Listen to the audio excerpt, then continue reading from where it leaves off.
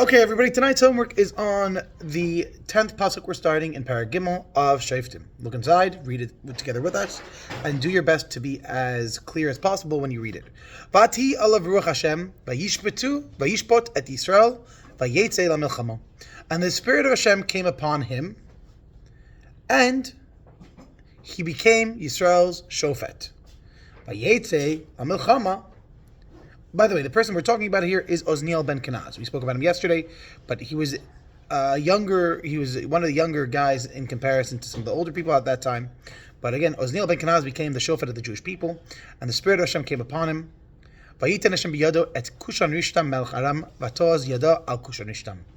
He went out to war, and Hashem delivered the king of Kushan Rishtam of Aram into the hand of Ozniel ben Kenaz, and Ozniel ben Kenaz won the battle over them. He won against them in battle. And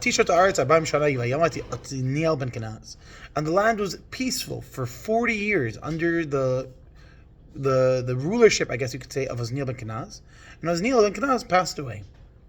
Vayasifa b'nei Yisrael, la'asat Torah b'nei Hashem, v'yichatek Hashem et Eglon melech Moav al Yisrael, al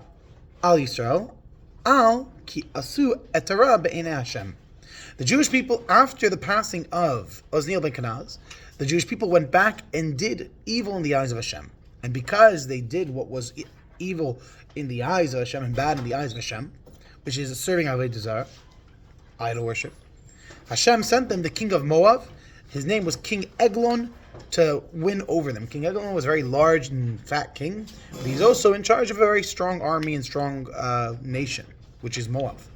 Vayasef alav bnei et bnei Ammon v'Amalek v'yelech v'yachet Yisrael v'yirshua et ha'ir ha'Temarim.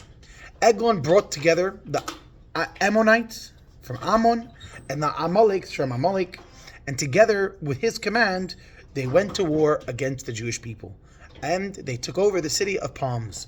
Vayavdu bnei Yisrael et Eglon melech Moav shmona esrim shana. And the Jewish people were under the rulership of the king of Eglon of Moab for 18 long years, a very long time. That means for 18 long years, the Jewish people were under his control.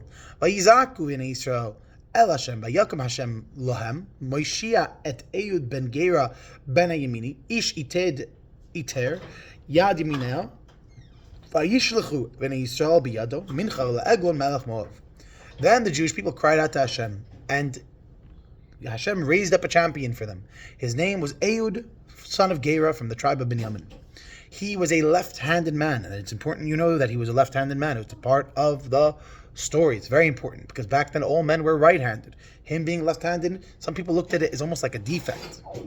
It happened that the Jewish people sent a gift to the king of Moab, Eglon, the fat king. Why would they send him a gift? Because they were under his control. They needed to send him a gift. So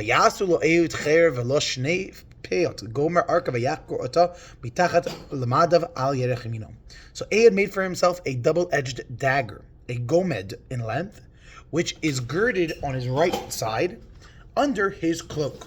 An example of this dagger that we have in school is one that looks just like this.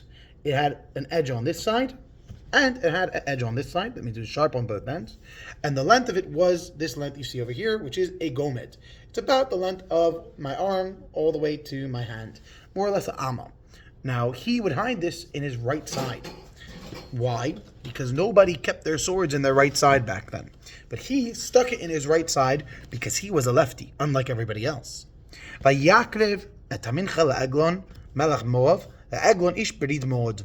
And he brought his present to the king of Moab. And Eglon was a very, very large man.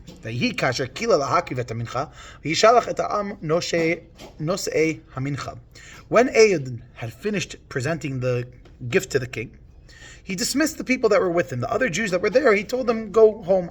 You guys are good to go. So the other Jewish people that were there, they left. Min hapsilim asher ala Gilgal vayomer devar seisa li elech hamelech vayomer has yatzu me'elav kol ha'omdim alav. But he himself returned from Psilim, and he went back to the king's palace, and he said, Your Majesty, I have a secret message for you. And Eglon said, Silence, to everybody that was there, all the guards and people that were in his area in his courtroom, he told him to leave. Now, Eglon was such a large king that actually he did not sit in a room. He sat on a balcony because he was so large and he needed to sit in a place that was cooler. So he would sit on a balcony which was cooler. Okay? And the Eyud ba Elid who Yoshev Ba'ali Tamakrev Asher Levado Vayomer Eyud Devar Elokim Li Elech Vayokem Al Hakiseh. And when Eyud approached him, he was sitting alone in his cool upper chamber, which is again on the roof. And Eyud said, I have a message for you from Hashem. Whereupon this king, Eglon, stood up. He said, you have a message from God? And Eyud said, yeah. And the king stood up for him. So he told everybody to leave the room because Eyud had a secret message for him. And when the king went ahead and heard that Eyud had a secret message, he asked him, what's the secret message? And the king said, and Eyud said to him, the secret message is from Hashem. So he says, if it's from Hashem, I got to stand up. And this was such a great thing that he did because he was a very large man. It was hard for him to stand up. Plus, he was a king.